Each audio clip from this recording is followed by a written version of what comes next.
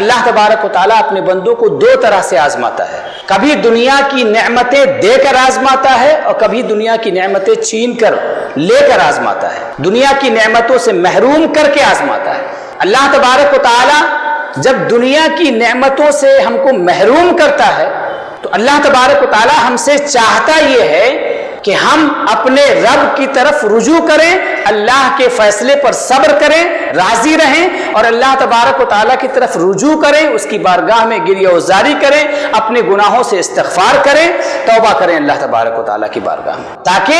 अल्लाह की बारगाह में तौबा इस्तिग़फ़ार के रास्ते से हम अल्लाह तबारक व तआला के मुक़र्रब बंदे बन जाएं। और कभी अल्लाह तबारक व तआला दुनिया की नेमतें देकर आजमाता है कि हमें वो नेमतें अता फरमाता है, वो दुनिया वालों को ये दिखाना चाहता है कि मेरे ये बंदे जिनको हमने ये नेमतें अता की हैं ये शुक्र करते हैं या नहीं करते हैं।